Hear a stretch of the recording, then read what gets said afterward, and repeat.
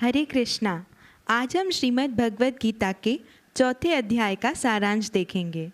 यह चौथा अध्याय ज्ञान योग कहलाता है।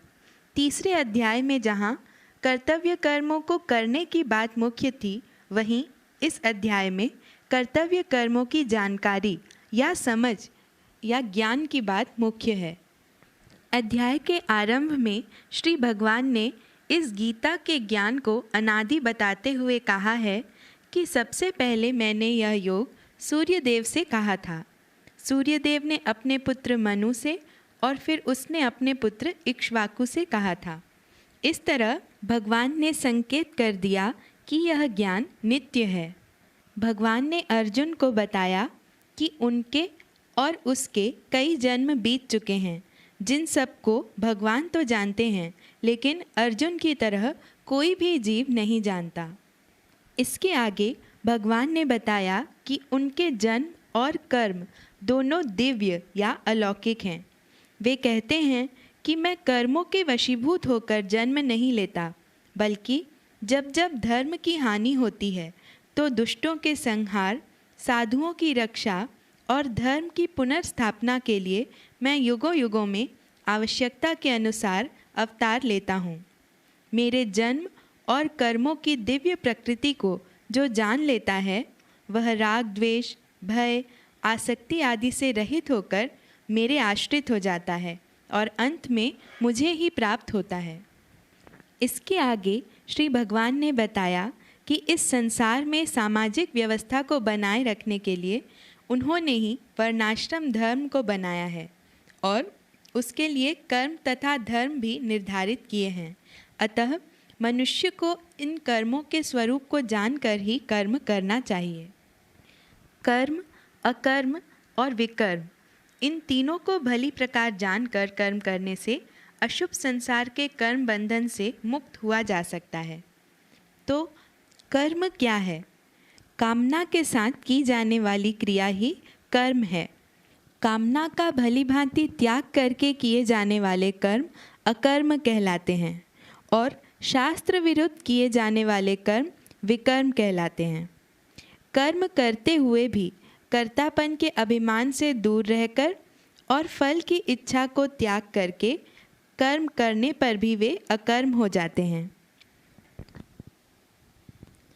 जिसे कर्म करने के इस रहस्य का ज्ञान हो जाता है, वह सदैव तृप्त रहता है, संसार के आश्रय से रहित हो जाता है, ईर्ष्या और द्वंद्वों से रहित होकर यथालाभ में संतुष्ट रहता है। ऐसी स्थिति में मनुष्य से निष्काम कर्म तथा दूसरे के हित के लिए तरह तरह के यज्ञ कर्म होते हैं। आगे भगवान ने कई तरह के यज्ञ कर्मों को बताया है, जैसे ब्रह्म यज्ञ। एक ब्रह्म के सिवा कुछ भी नहीं है।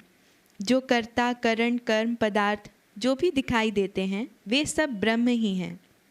देव यज्ञ यानी देवताओं के लिए यज्ञ में आहुति देना। संयम रूपी यज्ञ, एकांत काल में अपनी इंद्रियों को भोग में नहीं लगने देना।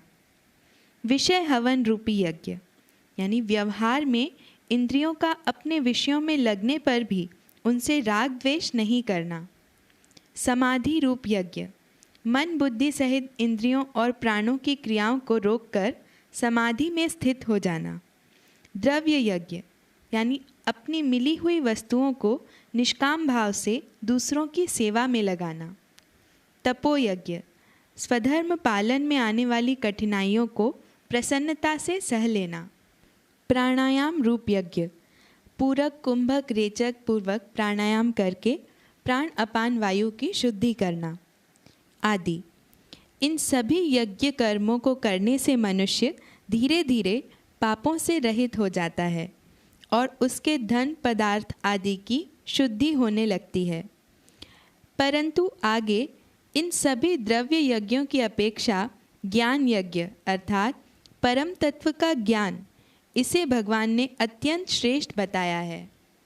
ऐसा तत्व ज्ञान हो जाने पर उसमें सारे कर्म विलीन हो जाते हैं।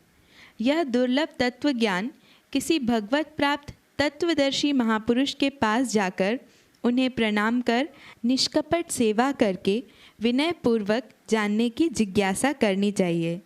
जब ऐसे आचार्य गुरुदेव आदि उस दुर्लभ तत्वज्ञान को देते हैं तो मनुष्य परम पवित्र हो जाता है।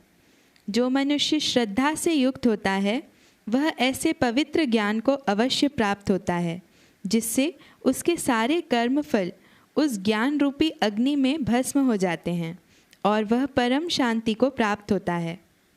पापी से पापी मनुष्य भी ऐसे ज्ञान का अधिकारी है यदि उसके मन में श्रद्धा हो तो।